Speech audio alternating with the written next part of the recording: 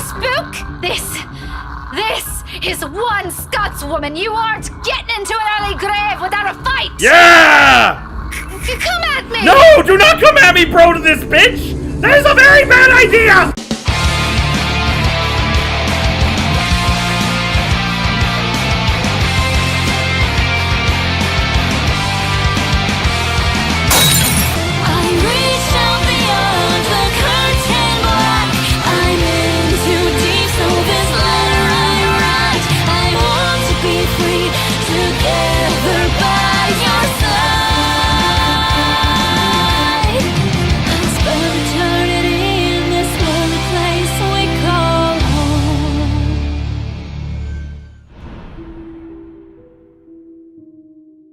Greetings, my beautiful viewers.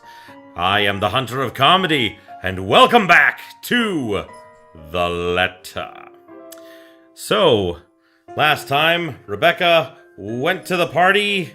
She, fraternized, gave Ash a good talking to, tried to convince him that, like, you know, hey, guess what? This creepy ghost thing that's trying to kill us, it's a creepy ghost thing trying to kill us!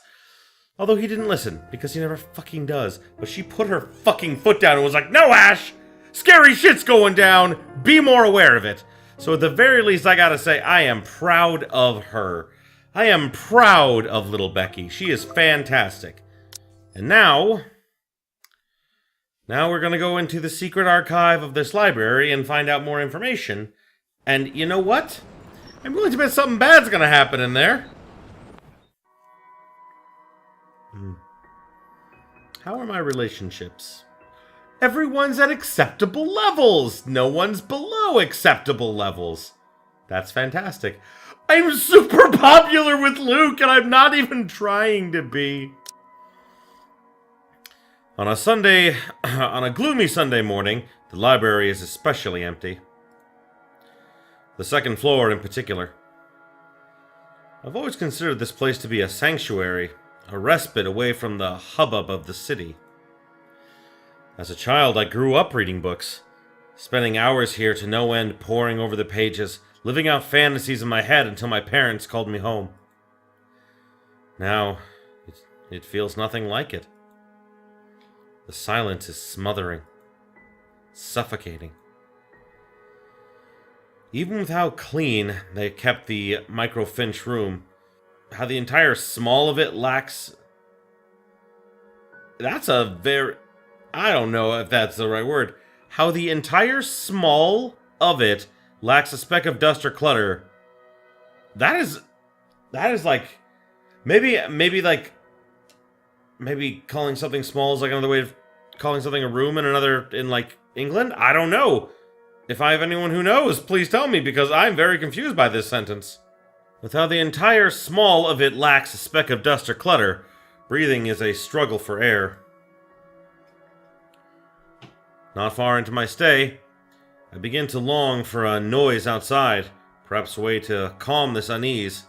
I start to hum a tune. Imagine that.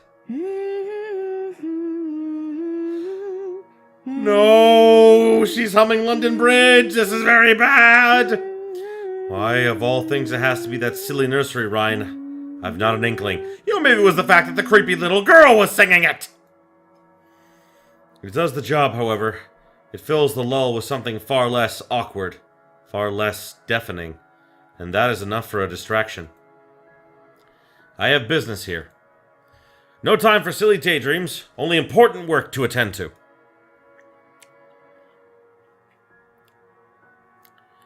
Even if there's a possibility of it being fruitless by some means, it feels like I have to do it.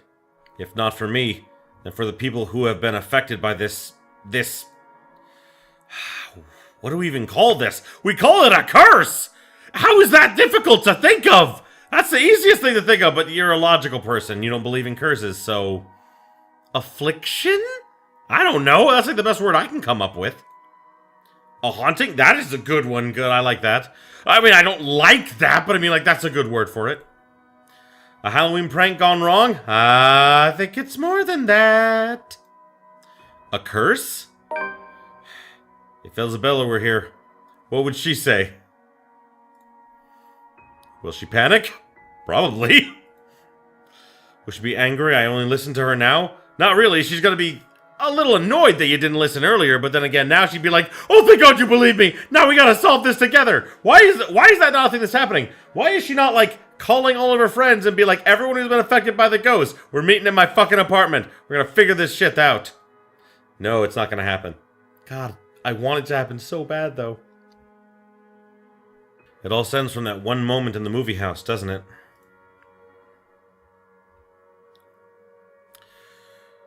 We could have avoided this had we only taken her warning to heart. One stupid mistake is all it took to send our normal lives on a downward spiral. Frankly, I'm no longer sure if I'm angry at myself for it, or at the universe for throwing us into this mess. We can only make do of what little we have, and that's exactly what I'm doing. By using my privileges that no one else has to gather the information that no one else will get, so that you can save us all. Good job, Becca. I am proud of you.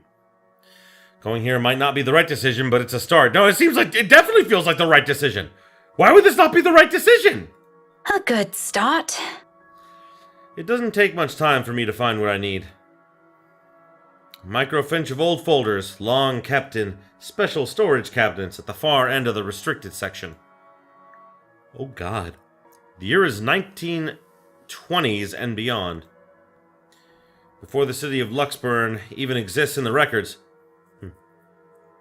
When the mansion had just been built, and Anselm is nothing more but a small, sleepy hamlet near a river.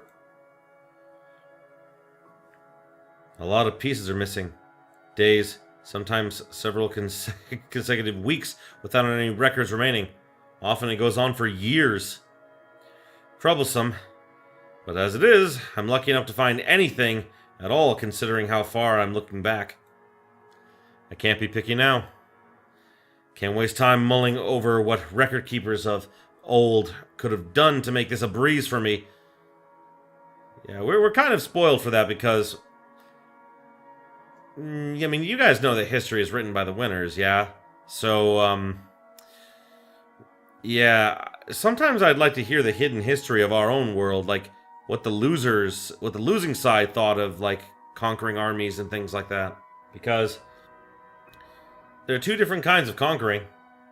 When you conquer someone, you can either absorb them into your own culture and preserve what used to be their culture, or you can just destroy everything, which the destroying everything route has made us lose lots of history. I mean, the Library of Alexandria, like, burning down. So much knowledge lost. God, it's just... Sorry, I'm a bit of a history buff. Like, not, like, greatly, but I mean, like... How much information did we lose in that one event? But that's... Why am I waxing philosophical? Because we're in a library. That's why we're doing it. That's why I'm doing that. I can still work with this. Faint whirl of the microfinch machine keeps me company as I go over each slide. Each image, hoping for something that goes beyond what the local lore knows. There are snippets, like mentions of the family that once settled in the house here and there. The usual singing of praises for the couple who helped brought up what was once a tiny settlement into a bustling town. Nothing substantial, nothing I don't know about. It continues on like this for a good while, until I come by the years after their deaths. The people of Anselm might have loved Lord William and Lady Ermengarde, mourned their passing, and held them in high esteem in the years after. But it was their daughter that was remembered fondly by the townspeople. If her parents built the town, Lady Charlotte was the one who made it prosper. Remarkable, considering it was a period of recovery from a bout of plague that killed half the town's population, including her parents.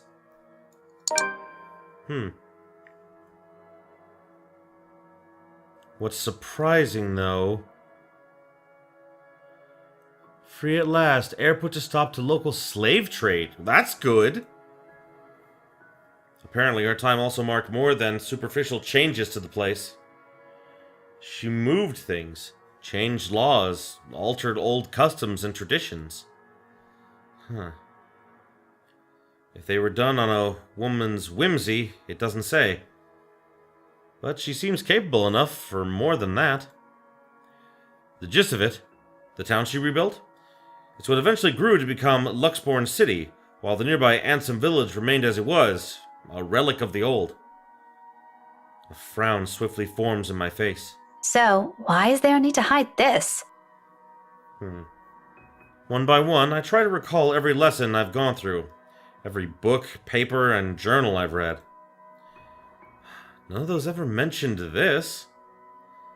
It's always the lord and lady of the house, their endearing child, always an afterthought to their anecdotes, one who always took her life in the end. Never someone who restored a town from the brink of a collapse or brought new ideas to it. Is it because she's a woman? That pisses me off. It very well could be, because of the time period and everything, which is bullshit, but it's how fucking these horrible times worked. Granted, not everything is sunshine and rainbows. Not all aspects of her can be considered admirable. But this is history. Some parts are bound to naturally delve into an unpleasant territory, whether I like it or not. Witch hunts, for example, became common near the end of her life. Which would have been completely unremarkable and might have gone to become a mere footnote in history if it didn't involve Lady Charlotte and the very slave she saved. Oh God. Oh no. I think I'm starting to get a picture here, guys. It caused quite a stir, enough to lead almost a week's worth of clippings.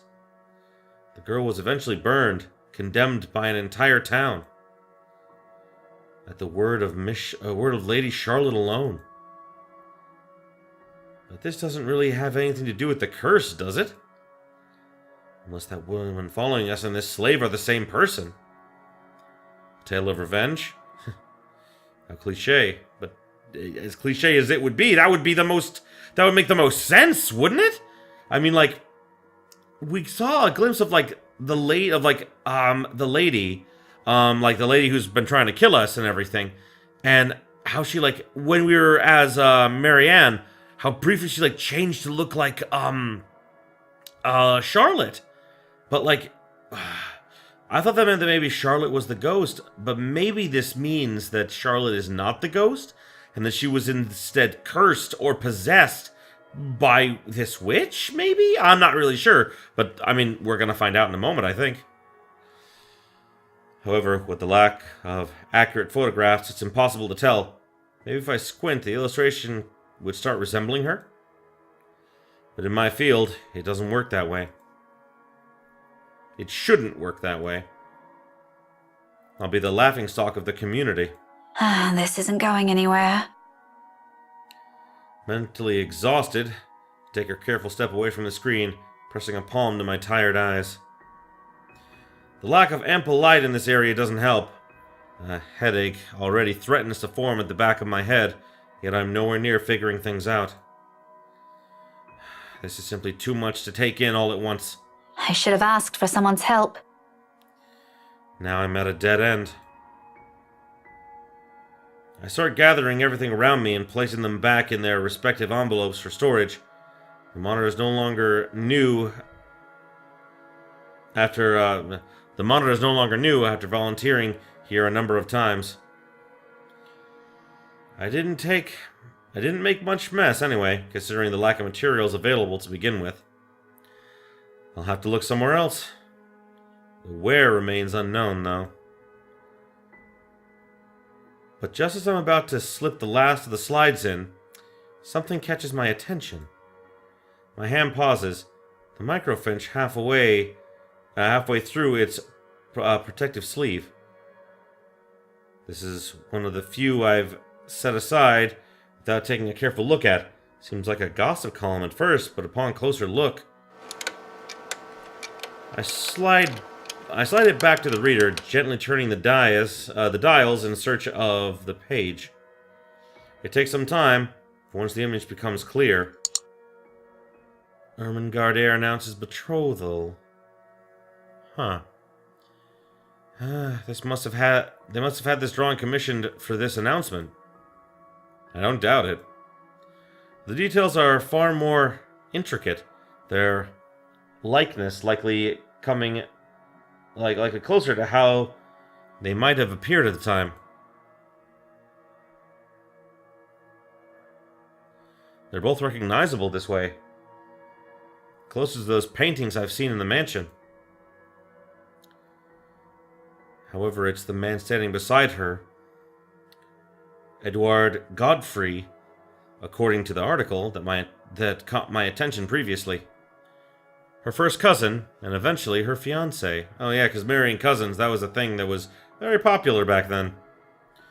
Maybe it's the posture, the manner in which he holds himself. Maybe it's the shape of his eyes, though I can't be too certain about that until I've gotten a better reference. Nevertheless, there is a resemblance. He looks eerily like... My head snaps up, glowering at whoever's running in the floor above. Any day, I'd march upstairs and reprimand whoever it is. This is a library, for heaven's sake. But now isn't the time. I've gotten what I need. Without wasting another minute, I hit the machine's print button for a copy of the page, while my other hand moves to put everything back into storage. A ragged exhale slips from me. Relief, perhaps? Or maybe this is already exhaustion. Regardless, soon I'm closing my eyes as I wait for the printer to finish. It's only to stave off a headache building up from everything.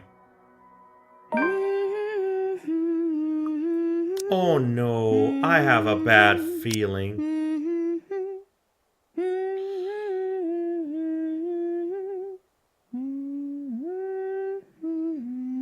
With the help of Professor Andrew Clark, Rebecca was able to gain access to Luxbourne Library's restricted section.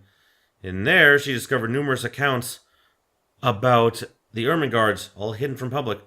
Her research was interrupted, however, when... Oh no, very bad. Sometime I've begun humming the same song again, for comfort. Despite my doubts about this, despite all the tension in my shoulders. This may be a small find, but at least I can start somewhere. We can start somewhere. There's a way out of this. I know it. The printer shudders to a halt. However, its sound isn't what makes me snap my eyes open.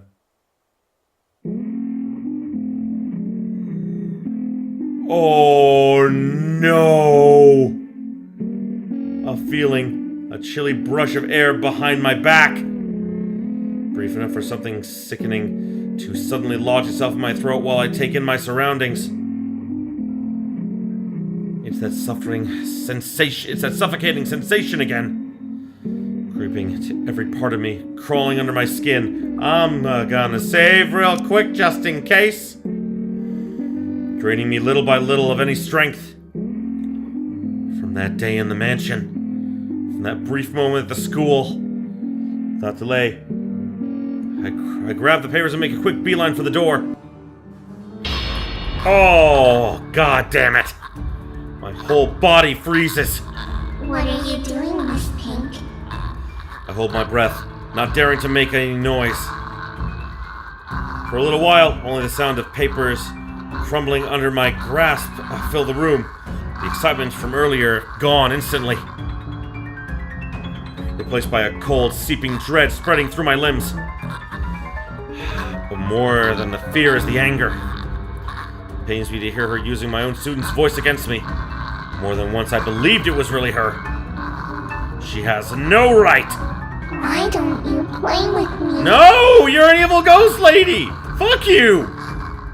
Though she hasn't made a move. There isn't a wall behind me. I'll probably take a step back. Anything to put distance between us. No matter how small, as long as I'm out of her reach. But I steel myself. Because if I do fall back, turn away from her, I'll be left with no way out. I am not dying here! You think you scam me? Yeah, you do, by your stuttering lady! Miss Pink, don't be so rude. I'm waiting. Fuck you! I'm not afraid of you, you spook! This is one Scotswoman you aren't getting into an early grave without a fight! Yeah! Come at me! No! Do not come at me, bro, to this bitch! That is a very bad idea! I expected she'll lunge, prove to me what a monster she is. Instead, she gives me a smile, twisted and gnarled. It's as if time has crawled to a stop at the sight of it. A split-second decision.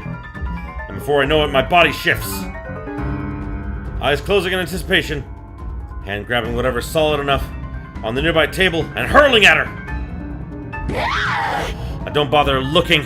If whatever I threw hit its mark, I run. As fast as my legs can carry me. Despite my heart threatening to burst out of my chest. But in the maze of bookshelves, with the whole place almost devoid of people. Head for the door, head upstairs. We're gonna save, because we're gonna take whatever decision keeps us alive. Let's head for the door. If there is one, it's out of this room, out of this place, as far as anyone can get from her. I think about the rest of what I can do after I'm outside, when there are other people I can ask for help. When she's not chasing after me like this. There's no hesitation in my steps as I race for the restricted section's door, head downstairs and barrel straight for the library's exit. Towards safety. In a bold, desperate bid for my life. Library rules be damned! Yes! I can no longer hear her behind me, but I'm not taking any chances. A breath almost escapes me as I near the door. A little more! When out of nowhere, the library cart careens from a blind corner and slams into my sides!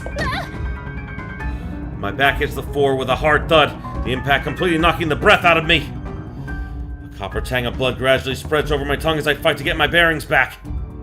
I force myself to move, even with the excruciating pain coursing through my limbs. The exit's almost there, if I can only. But there's no moment's respite. Next thing I know, is heavy weight atop me. The cold digits slide around my neck, tight like a vice, pressing down, closing in, leaving me gasping for air. Through my blurred vision, I can only make out the hateful gleam, the spite in her eyes as she looms over my body. Her grip on my throat grows tighter. Desperation kicks in. My nails dig into her wrists as I struggle against her firm grip, trying to pry her fingers away. Let go. Let me go. Oh, wait. Keep the greens. Wait, no. How do I do that? Okay, no. Too strong.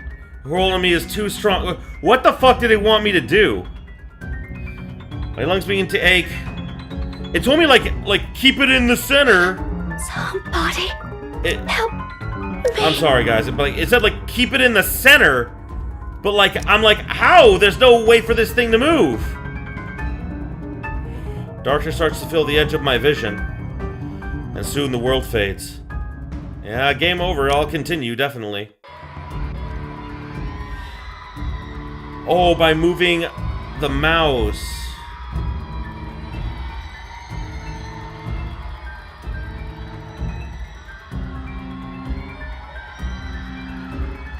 Oh, are you kidding me? Okay, that is a really annoying puzzle. Hold on, we're gonna skip. Okay, I got this.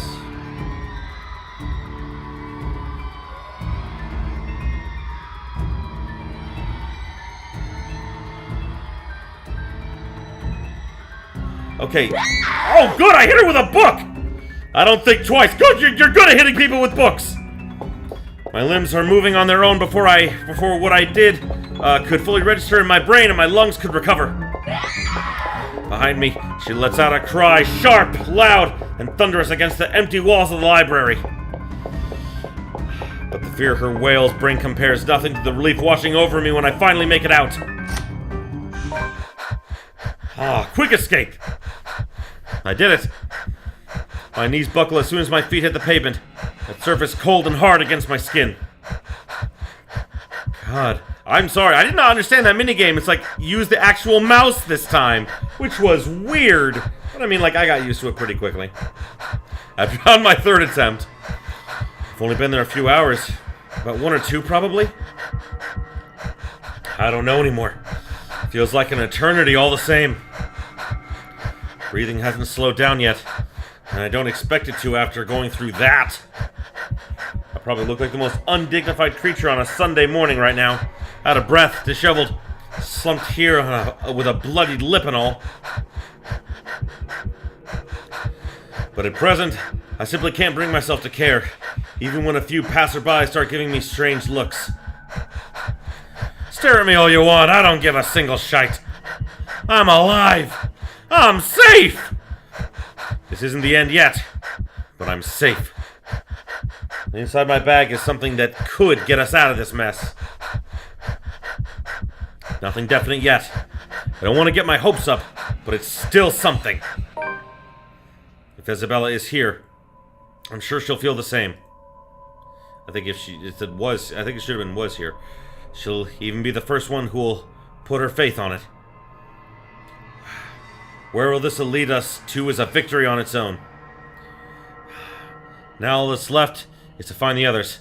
The rest of us trapped in this bloody nightmare. Right on cue, as if to answer my previous thoughts, my mobile phone lets out a beep. I pick it up, simply hoping it'll be one of them. Only it's a voicemail that greets me. From Ashton. There's a pang of disappointment, of course, but it brings some reassurance that something's happened to at least one of them. Hey, Becca, call me back when you're free. We need to talk. ASAP. He ends it right there. The message less than a minute long, curt, and gives nothing away. I let it ease my worries regardless, and do as he asks. Because this, too, is another triumph for us. One less thing to worry about. Oh, I think that's the end of it. I think that's the end of Rebecca's story. Rebecca was seen limping out of the Luxporn Public Library at Sunday morning. Late Sunday morning. Checking her mobile. I keep saying mobile. It is the same word, but yeah. Checking her mobile, a lone voicemail from Ashton was in it, telling her they need to talk ASAP. Alrighty. Now we're playing as Ashton! And we're starting on, like, the 20... We're starting here! Good! Good. Hopefully some good things will come of this. Let us save. Oh, God. I mean, I knew we were, like, right at the end of Rebecca's section, and I might have been able to, like, squeeze this into last episode, but honestly, it was getting late and I was tired, so I figured rather than me being sleepy, it was better to have me be well rested for that little bit of trying to not die. Alrighty. Time to play as the Ashhole. Parties have never really been my thing. They're always such a hassle and take so much time off my day. Prior plans and commitments cancelled, all for the sake of playing along with others. Welcome everyone. I hated them, even as a child. Please, make yourselves at home. But Mom often insisted. She slicked back my hair, put me in one of those stuffy dinner jackets, and if there were any children around, urged me to make friends. Never mind how utterly loud or tedious it was all for the sake of keeping up appearances.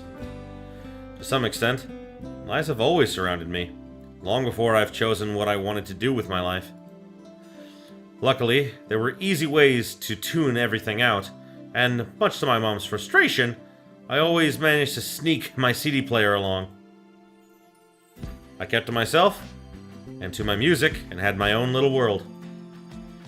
Until I learned to observe. It's a simple matter of awareness, really.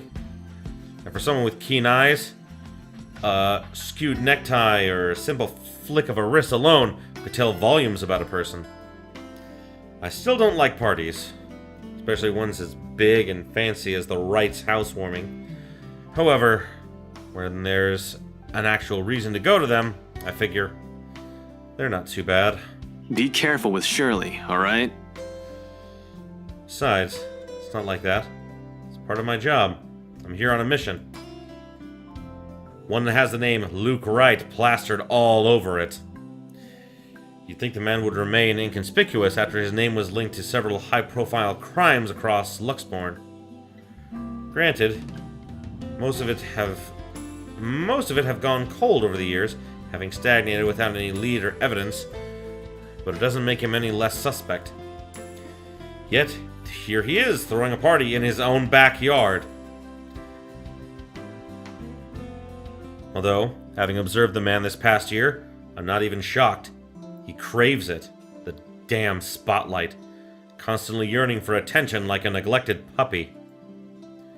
It doesn't take a genius to figure out why he's nowhere to be found at his own party. But that's not the problem here. What pisses me off is how far his reach extends, how close he can creep into the lives of the people I care about. Again, like a stubborn itch you can't be rid of. First Professor Clark. Then there's Isabella.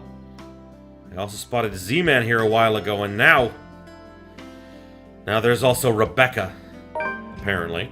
Ashton? Becca, what are you doing here? I was invited. Really? I had no idea you were friends with the host. That explains things, and makes this difficult all the same. As if getting a contact among the staff to sneak a name into the guest list isn't hard enough. The guy almost ditched me last night, and might have placed another setback on my investigation if it wasn't for my generous tip. Then here comes Rebecca, another person to remind. Well, it's my parents, actually. But that's beside the point. What are you doing here? You hate parties. I still do. I'm just here on behalf of a friend. A necessary lie. I can't bring my own friends into this any further than what they've found themselves. Because if Luke Wright so much as harms a hair on either Zach's or Rebecca's heads, there will be hell to pay. Worrying about Isabella's brief dealings with him is stressing in itself already. I doubt he'll attempt anything in front of other people, though. It would tarnish his glorious reputation, and he values appearances more than anything. That doesn't necessarily mean he isn't capable of it. More than, in fact. And the off chance he does something, I wouldn't be responsible for my actions. That's rare. Do you have someone with you then? Nope, just me.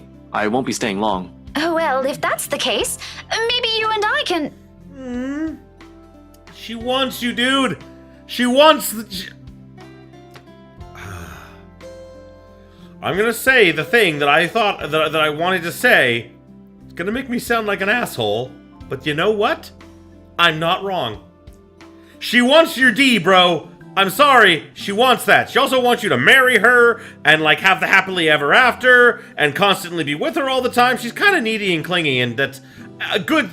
She's finally realizing that, and kind of ironic how Luke is the person that taught her this and he hates Luke. But regardless, she definitely has the hots for you, dude, and you need to reciprocate because god damn she is hot. For Zach's and Rebecca's sakes, however, I really hope this will simply be another housewarming. Even though something tells me it's anything but. Call it detective's intuition or whatever. When Luke Wright's involved, nothing good has ever come of it. I can't let my guard down here. Even more so when a familiar car slows to a stop and out comes... Chief? My presence here might be odd at best, but I have an excuse. One that this man handed to me himself a year ago, along with a heavy dose of flattery for the newly appointed detective inspector. Can't exactly say the same for my good old boss, can I? Though, to see him here, chatting it up with Luxborn's rich and famous, isn't such a big surprise in itself. No disrespect meant, but the guy is obviously a social climber. What is surprising is the fact that he seems all too eager to mingle with a person of interest's wife. Just what the hell is he doing here? Ashton, what's... Sorry, Becca. I need to... There's something I need to check for a bit. I'll talk to you later. Do you have a ride home? No, I had to take a cab here. My car wouldn't start this afternoon. But what about... What the shit is going on here? I told you to get that old thing checked before, didn't I? You can head back with me after this. Anyway, I gotta go. See ya. Be careful, okay? Hey, be careful! About what exact? I don't want to draw attention to myself either. At least not until he's given me a proper reason to spoil his little party. Thank you for the invite, Anna. Husband still missing, I see. I should be saying the same of your darling Rochelle, Lee. The doctors again. For now, the best I can do is wait and remain inconspicuous, especially with the chief here, whose motives are dubious at best. If it means having to pretend I don't know Zach and Rebecca, or forcing myself to rub elbows with people I barely know, let alone like, then so be it. I can't involve anyone. Wandering is out of the question as well, when there are guards and civvies stationed here and there. Sure, getting past them is something I could do with ease, but I'd rather not right now, when I'm one of the few snooping and roaming about. It'd be best to try and do so once there's a crowd of people. And if their interior designers' drunken claims are to be believed... Yes, well, what about Luke? Should we file a missing persons report now, or do you want to wait 24 hours? He's around. You know, I can tell if someone's bluffing. It all comes down to how well I'll play my cards tonight. With a good hand, this party is going to give me the breakthrough I need to crack Luke right, or something to prove my suspicions wrong. Maybe find out what kind of game my boss is also playing. I've had an inkling before, a few hunches tempered down by how much of a bumbling fool the man appears. But one does not simply deal with the rights and get invited to a party they host without wanting anything from either or two of them. Or it's the other way around.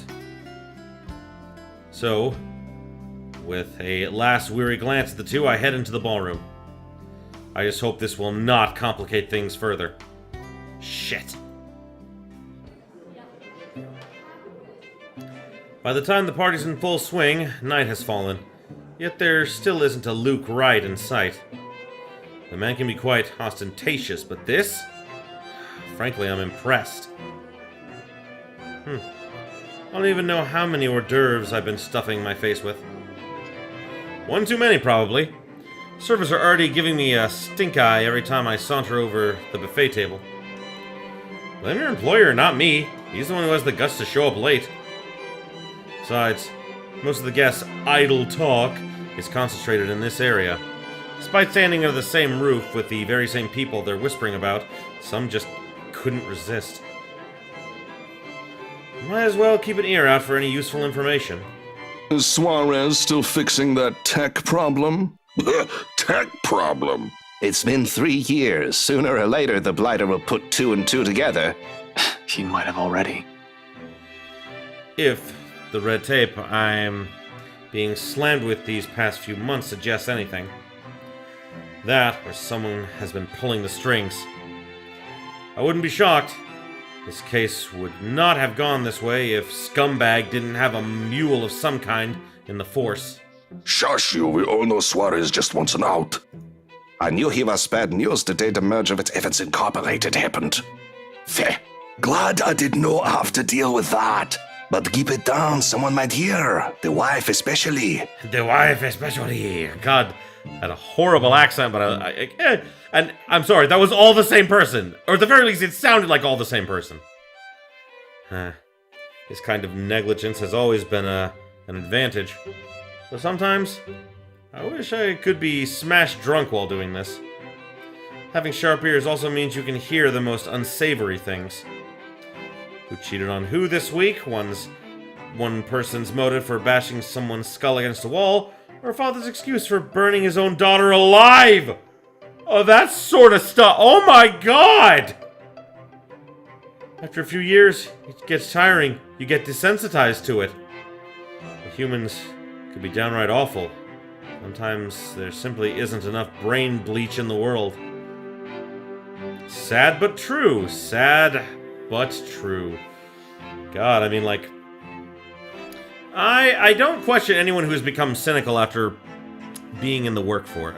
Like, the police force. Because, I mean, like... while there definitely are police officers that never fire a single bullet for their entire active careers, there are also people like this who see this kind of stuff on the daily, and so yeah, it's pretty fucking terrifying. Sadly, wine is a no-go tonight, and mostly for show. I'm out for another drive later, for one. I definitely want to be sober in case anything happens. And something always comes up in assignments like this.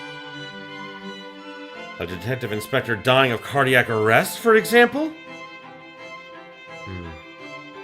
Because I can feel the moment my heart grinds to a halt, the second I shift my eyes to a corner of the ballroom. Hannah Wright. Some will say I'm acting a touch bit paranoid, and maybe I am. There's a party, and she's the hostess. It goes to say she'd take time to mingle with her guests. But Hannah Wright, née Evans, isn't without her fair share of accolades. At least to the public, she doesn't seem like it. Unlike her husband, she's the one with the business sense, not to mention the impressive track record needed to manage a company. Or effectively hide whatever irregularity there might be. She's clean, as far as my agents and I have found, but I don't rule out a possible involvement with whatever her husband's up to. Nah, she's clean. We know that. We know she's clean. Hell, Luke came out clean in previous reports until I bothered to take a deeper look into it. What I found may not be sufficient to bring anyone to trial yet, but it's enough to nurture suspicion. This may be a bit of an overreaction, but no one lasts long in my line of work by being careless. You would catch his eye a lot better if you wore nicer clothes, don't you think? Didn't realize the housewarming was going to be this fancy. I would have gone with a nice dress if I knew. Nothing to worry about then. She's probably even more careful with appearances than her husband, having grown up in the spotlight focused on her. Yet, even knowing that, the anxiety stays. Has been here since the party started. I brushed it off earlier. You wouldn't feel edgy, right? I've gone undercover in a party hosted by the very people I'm investigating. That in itself is risky and has plenty of rooms for error. Usually, though, the tension passes, and the first half or so, I've been trained to remain composed in situations like this. However, with each second I spend here, it only grows heavier and seeks to overwhelm. Not feeling that someone is watching me instead. It has been there since this last week. But I should already be used to this. People would be looking at me no matter how or small or big of a blip I am on their radar. That's what they do in these things. When the feeling of eyes burning into my back lingers longer than necessary, I've been looking around every now and then to catch the culprit. No luck. Yeah, because the culprit is a fucking ghost! God, Ashton. Ashton, I know you can't hear the creepy whispering. I know you can't. But I can! And it's fucking creepy! You know, so... I know I'm being unreasonable, but do something about it, dude! Despite my efforts to push the sensation as far down as I can, tiny pinpricks continue to sting the back of my head, and the ghost of a cold touch creeps up my limbs.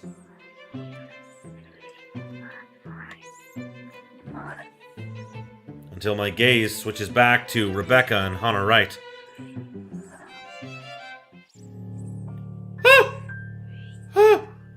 Oh god, no! Not so soon! Not so soon!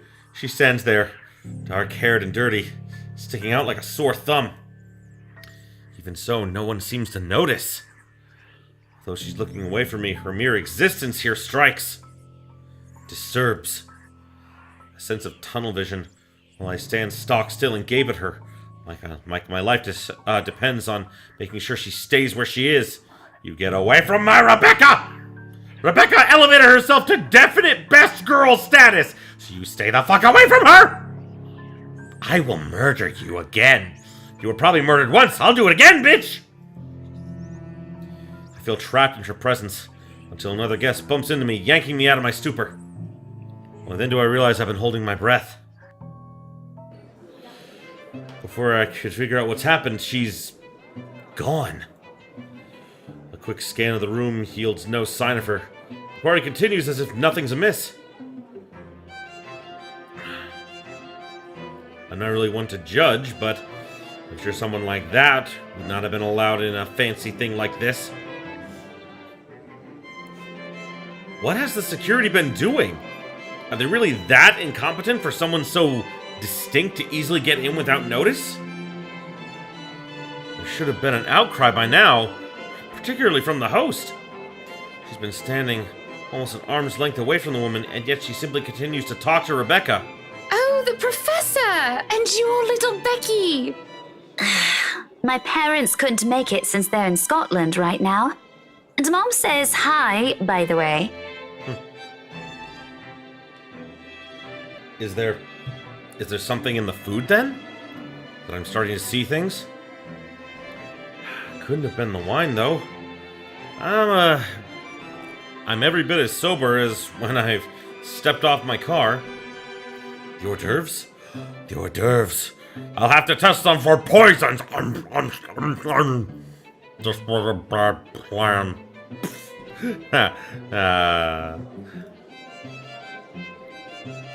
Why would anyone do that? Why would Luke Wright want do that? Why would Luke Wright want do that? He's fishy, but I can't see why he'd think it'd be a good idea to lace the food he'd serve in his party with someone like Chief Lee on the guest list to boot. He has been linked to narcotics trade, yep. However, that kind of tactic is below him, that much I can tell. Unless there's a mass murder waiting to happen here tonight, which I highly doubt, and I hope not. I mean, like, we already know that Miss McCulloch is trapped in the basement right now, which, are we gonna get back to her? Are we gonna get back to her and make sure she's okay? Because that's the thing I want. What the fuck was that? That is a good question. There's no time to look deeper into this, even if I want to. Not when a telling silence comes upon the room and draws everyone's attention to the main doors of the ballroom. About damn time. Good evening, ladies and gents. Enjoying the party? I hope I'm not too late in welcoming you all to the Wright Mansion. I've been tailing this guy for a while now. Before that, I heard stories from previous officers who tackled this case, none of which are pleasant. Mind, I'm not counting the incident with Professor Clark yet. Pleasant is glossing over the gravity of it. While Wright's good at covering whatever shady stuff he's doing, he's shown to be a really rotten guy. At least that's the case when he thinks none of his peers are around to judge him. Lost track of how many counts of verbal abuse and harassment cases the guy could have been pinned with. Standing in the same room as him doesn't make me want to punch him any less. Actually, the urge is stronger, but protocols. My case, first and foremost. My own opinion of the man shouldn't get ahead of my purpose here. If I want to put him in this place, it should be in court, with all the proper charges filed against him. And I'll be able to do that once I gather enough evidence to pin this bastard down. Welcome one and all to our humble abode. Tonight, if you have yet to find yourself in your roles, you are our ladies and lords of the court of your king and queen, if you would excuse my presumptuousness. So enjoy the feast that has been laid out for your senses as we only allowed the best to be served. Enjoy the rest of your night, everyone. Suppressing my annoyance, I prepare to step away from the crowd. Amidst the cheers and claps, now is as good a time as any. Try to find that something the Miss McCulloch woman talked about. In the first place, I have no plans to actually shake hands with the slimeball himself. A fake smile is plastered on my face while I pretend to listen to one of the other guests gossiping about him. All while slowly inching out of the ballroom. Unfortunately, before I can get any further... Are you feeling ill, Rochelle? Perhaps you need to sit down and... British people only have two ways to resolve their mess. Either they quietly deal with it behind closed doors, or they create an even greater problem out of it and it just blows up in everyone's faces, one way or another. Fun. No! Shut it, you munter! I ain't talking to you! I'm talking to this scumbag over here. You bloody bastard, standing there with your smarmy smile. Not even a few seconds in, this is already proving itself to be a big public spectacle. Why spend money on a television to buy daytime soap operas? You could just go to one of these parties and see the actual, see the action unfold in real life. Hey, you get free food too. Really, if I were an actual guest, I'd just take this as some sordid form of amusement. Watch your tongue! You're on thin ice, Rochelle. Where's your husband? Who even invited you?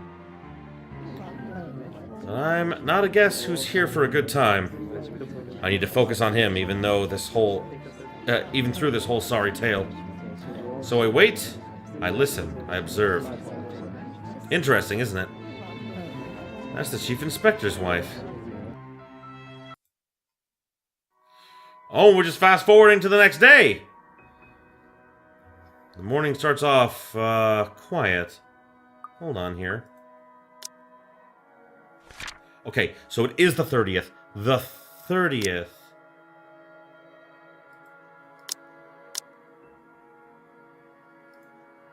Yeah, so it's the 30th that, looks like everyone's getting together. Oh, right, I forgot to look at... Did I read hers? No, I did do her. Okay. I don't know why I thought I didn't. Alright. Ashton Ash Frey. December 26th. Ooh, he's a Christmas baby. Like, a day after Christmas, technically, but still. He has a gun. You can tell by the picture of the gun. Anyone else have a picture of that? She has a history book as her weapon. She has a cat as her weapon. He has a camera as his weapon. Makes sense. Hana has her locket. It protects you from good and evil, I guess. Donuts! Fucking right, donuts! Okay. Sorry, I saw that and I'm like, this is supposed to be what everyone will fight with. That'll be awesome. Detective, he's a detective inspector. He's 5'5". Oh, God, even I'm taller than him. He's American Japanese. Christian, non-practicing. Yeah, there's such a thing. Bachelor's degree in forensic science. Taiyaki ice cream. Shirley, Ophelia. Old-time action movies and thrillers. Car racing, jazz and swing, Sherlock Holmes, Justice. I'm guessing that Shirley and Ophelia might be firearms. I'm not positive. We gonna find out. There was little love between his parents, and although he grew up privileged, he found little joy in student life.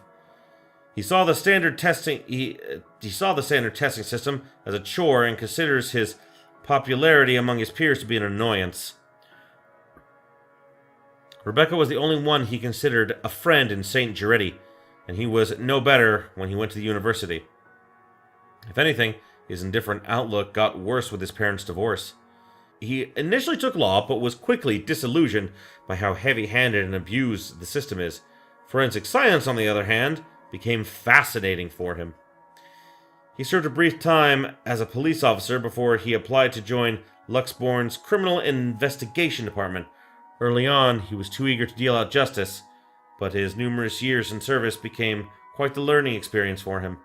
Now, as a detective inspector, he's been assigned to his biggest case yet. Alrighty. The morning starts off quiet. Even the whole of Salem Well residences seems unusually still. The open hallway, when I step out, is devoid of tenants. No sounds coming from the other units either. It's almost as if something's brewing on the horizon. A peaceful night's sleep still does wonders for the mood, though. Can't even remember the last time I've slept without any urgent interrupting. Nice break from all the bad news lately.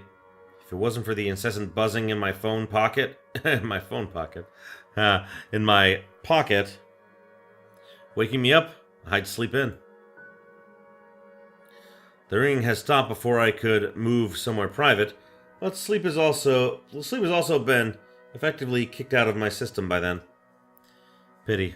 I could use a little more rest until I face the other storm. Of course, I owe Rebecca an explanation. Doesn't matter if it's the whole truth or another hastily spun tale. Although I haven't really figured out how to go about this yet. Unlike Zach and Isabella, who doesn't usually ask questions and are content with what little I share, Rebecca's rather quick on the trigger. Will have to be set aside for later, though. Sup, I'm Ash from Deluxe City. Baggers, watch out, can't beat me. Looking for trouble? Better not lie. I'm a cool dude, pretty fly for an Asian guy. Why do you have that ringtone? Why do you have your own custom ringtone like that? Can't beat me. Looking for trouble? God damn it. Better not lie. I'm a cool dude, pretty fly for an Asian It hurts! Sup, I'm Ash from Deluxe City. Baggers, watch out, can't beat me. The chief's name stares back at me, almost as if it's mocking me, as it should with that ringtone. Sad. Would have been nice just to chill after last night, or maybe have listened to the news. Sure, it's the same thing we've been hearing lately. Still beats standing outside in the chilly Luxborn morning on the phone with my boss. Sighing, I answer it, if only to get this over with. Frey, where are you right now? Now that's a tone I didn't expect from him at this hour. Just thinking how this'll go already gives me a headache. Immediately I reach up and pinch the bridge of my nose to stave it off. This is why I won't ever drink myself senseless. What was that? Nothing, Chief. A pleasant morning to you, too. Probably calling to rag on me, or complain about his wife, which is really none of my business unless it affects my case. Seems like the usual rich man cheats on his wife deal. Although, I would have followed it up on it if it were someone else's wife.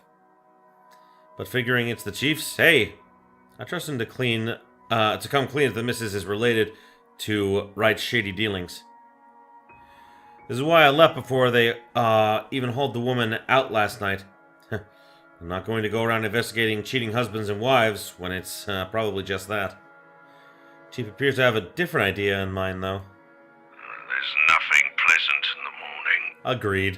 Anyway, where are you? I told you millions of times before to keep your lines open. He did, and not only him. Zachary, Rebecca, Isabella, all of them have said the same thing numerous times in the past. But I was undercover last night. Phone call is the last thing I wanted to happen, when there are other things I need to focus on at the time. Besides, we have radios and work-issued phones. Why isn't he using those channels if this is urgent? Just woke up, sir. As awesome as it is to hear your voice this morning, it really is early. If you could give me a few minutes just to wake myself up, that'd be swell. No need for that. This won't take long. Oh, why? Sorry about that. My computer apparently wants to tell me things like about my iCloud and things that I don't care about. Is something wrong? Am I needed at the precinct ASAP? Oh no, everything's good over there. Just look, kid. Frey. Don't take this personally, alright? You're off the Luxborn firm case. Starting today. Well, I did not expect to hear that either. This must be some kind of cosmic joke. I allow some awkward seconds to pass. Cheese must be pulling another one of his awful pranks. Out of his bad mood or sheer hangover, maybe? Everyone knows that when given the chance, he exercises no control with his drinking. If it wasn't for his wife causing a stir, he'd probably be trashed an hour in at the party. He likely drank more after they threw her out of the ballroom. Besides, sense of humor has never been good. It's just infuriating most of the time. When he doesn't follow it up. If I sound a tiny bit frustrated speaking to my own inspector, I'm not the one to blame. Wait, no. What? Are you kidding, Chief? Is this one of your practical jokes again? The Temps won't say anything about it, but It's not that. They're orders. From the higher-ups. Ah, the higher-ups. My favorite word. Since when did the higher-ups ever care what the Criminal Investigations Department did? As far as I could tell, they don't give a hoot if CID is filled with cold cases as long as we keep the spending low. When I need to view those old files, though, and locked away in the archives, you're gonna have to check with the higher-ups. I need access to those reports, see if higher-ups would allow it. Every step, every move. In this case, there isn't one that hasn't been graded by some authority. If it's not the chief, it's the commissioner. So they always tell me. Makes one wonder why they even bothered assigning it to anyone. Not a single one of them has done anything to help move the case. And they wonder why it's taken this long for even a hint of progress to show. You can't just drop this on me. You can't just take me off like that. Yes, I can. And I'm sorry, Ashton. You're a good detective. One of the best I've seen in years, but 3 years, Chief. 3 years! 3 years since that anonymous tech leak blew up. Since Luke Wright's name was openly linked to several nasty dealings within Luxborn's corporate world, some of them involving deaths. 3 years, and I was the only one who made it this far. Made much progress that officers with more experience weren't able to do when they handled this case. Just within a year, and with barely any help from the damn brass at that. Of course I'd be pissed.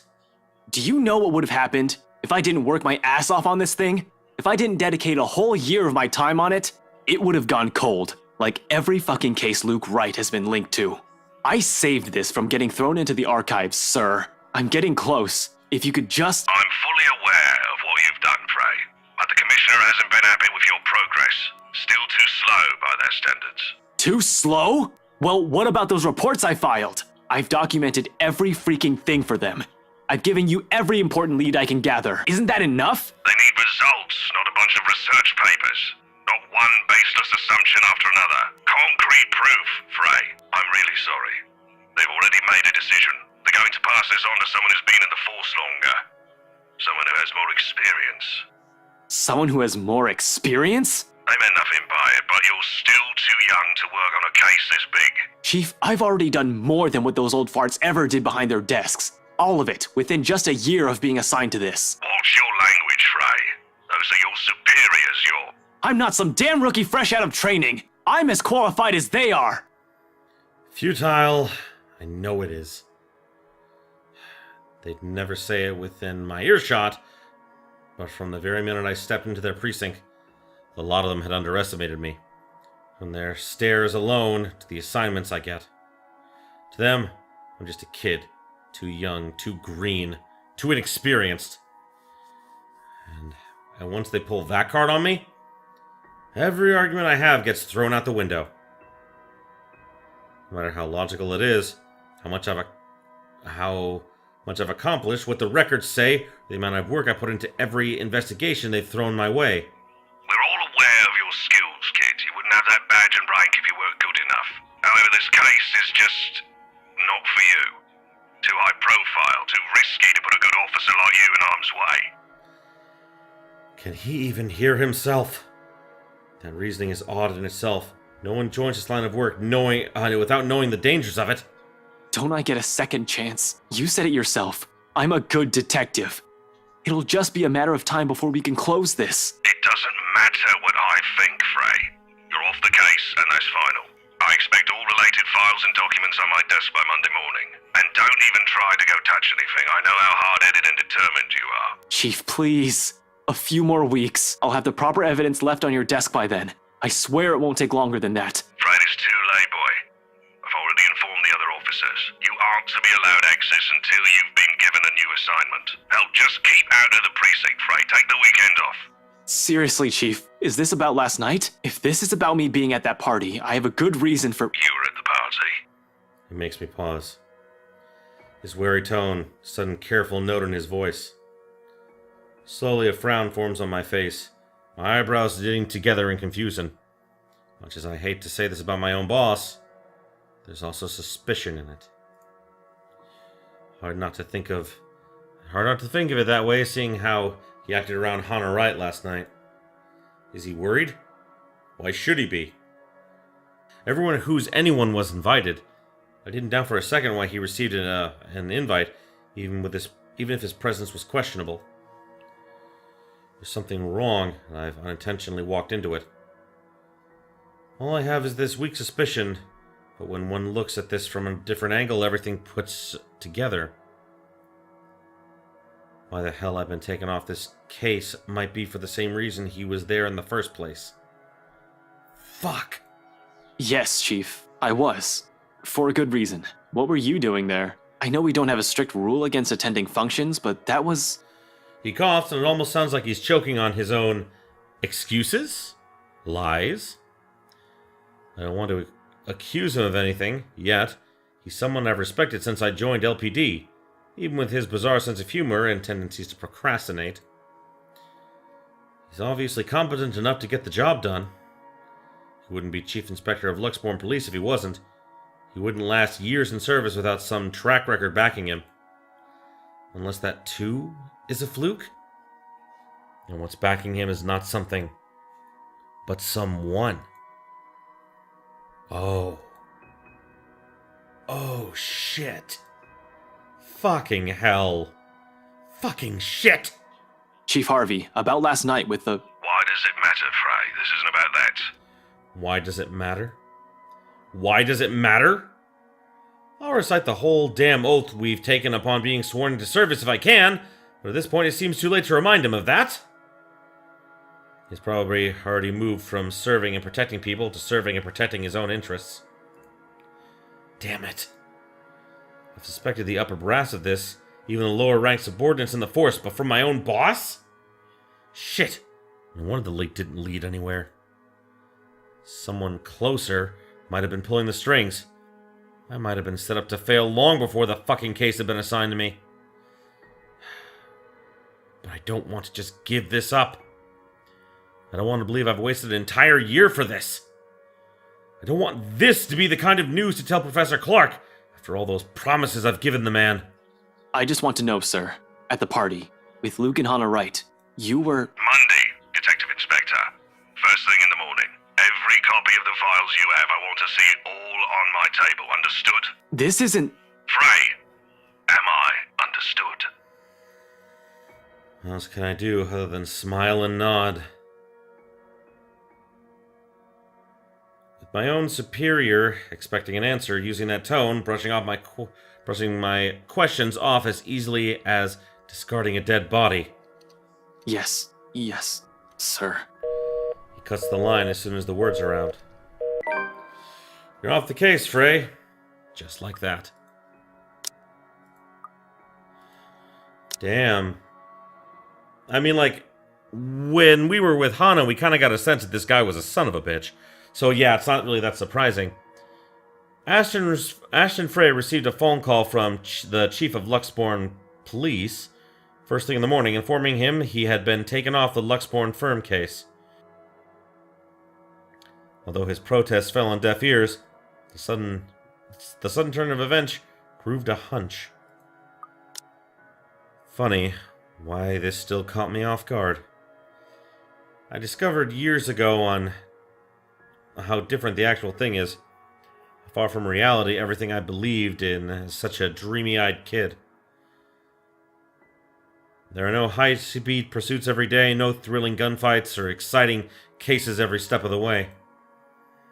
Only paperwork, lots of red tape, and dealing with the politics and bureaucracy. I set out to change things, hoping it'll make things better for people I care about. It ended up changing me instead. Serves me right for being too idealistic, I guess. This is probably the universe telling me that it's better to remain the skeptic I really am. Now here I am, standing useless. Can't even do anything but grit my teeth and kick the wall. The bastard didn't even acknowledge my response. What did the poor wall ever do to you? Figures Rebecca would be the one to find me in this embarrassing state. Honestly, I don't like it when she sees me like this. Seems to happen a lot, regardless of what I want. Rebecca, now's not a good time. The concern I expect from her when I turn isn't there, however. Instead, she just looks... Well, she looks pissed. She looks pissed, bro. You done fucked up. You done fucked up and you know what you did. The storm I left brewing last night? It's right here on her face, ready to be unleashed. When is it ever a good time for you? You're always so busy with everything now. I need to check. Okay, so that is the 30th, so we haven't gotten to these last couple of days, though. I wonder if we'll do that in these, in, like, Ashton's section or not. Now I find you here, sneaking out without even bothering with a proper goodbye. Not even a word. Really, I'm starting to think you're just keeping me around for my couch and my cooking. Isn't that what you want? I thought that was the thing you wanted earlier. Oh, right, you want more than that. Never mind, my bad. Becca, it's not what you're thinking. I wasn't planning on sneaking out. I was going to say goodbye. I just had to take this call. Although I'm not gonna lie, couch is great. 10 out of 10, would sleep again. Stop it with the jokes, Ashton. I'm not in the mood. You had the perfect opportunity. God, Becca! Becca, you had the perfect opportunity to go, well, maybe next time you could sleep in my bed with me. God, you have opportunities! Take them, woman! Her bitterness is not lost on me, but at this point, our friendship in our lives... but at this point in our friendship, in our lives, how does she still expect me to answer that? What am I supposed to tell her now? Are you still mad about last night? I'm sighing too, dude. She merely raises an eyebrow at me, which, to be honest, is all the response I need. Seeing her like this makes me believe those things Z-Man says, the part where Rebecca scares him, sometimes. I've certainly seen this more than once already. But the familiarity of it doesn't really take away from the downhill turn this is.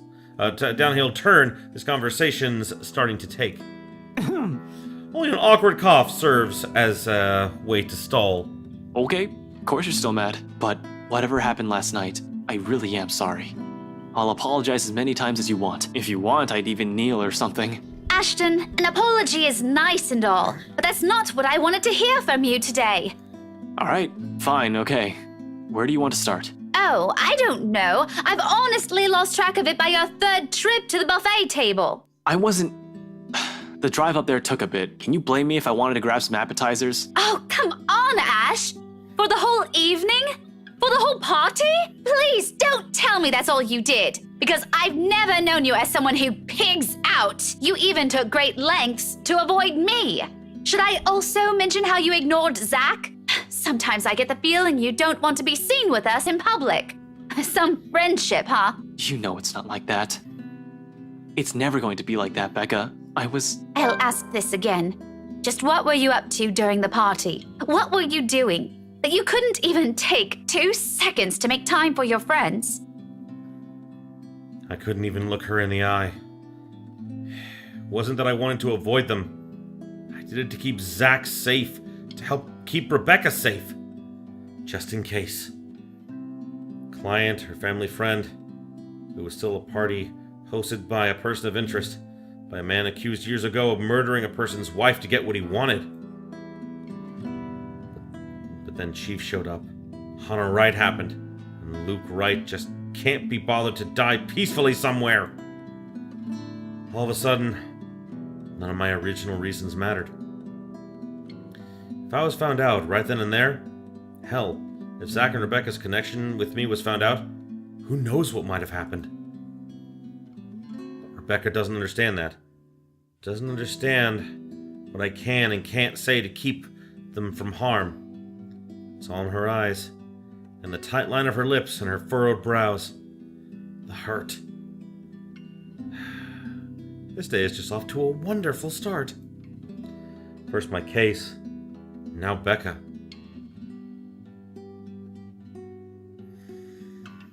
Oh boy. Oh boy. Stretch the truth. Insist it's confidential. I know that if I insist it's confidential, she's gonna get pissed. But if I stretch the truth, then maybe things will be better between the two of them. And maybe they'll, like, hook up and make babies. That is my hope. I don't know if that's gonna happen, but I mean, like, I'm rooting for it. I'm rooting for her right now. Like, yo, I know that some people may be rooting for, like, and I'm sorry, like, Ash and, like, Isabella because of the obvious crush that Ash has on her. But I'm pining for her. I want her to get her man. I like Rebecca. I'm not saying I don't love Isabella, because dear God, Isabella is, like, the perfect, like, she is, like, an adorable cinnamon roll that needs to be saved. So that's what we're gonna work on. But I think that's about all the time we have for this episode. So, thank you everybody so much for watching. I appreciate you being here with me. Oh boy, next time we're gonna try not to piss off Becca. That's gonna be hard. That's gonna be real hard. I might fuck up. I'm probably gonna fuck up. Ashton fucks up a lot. I'm an ashhole.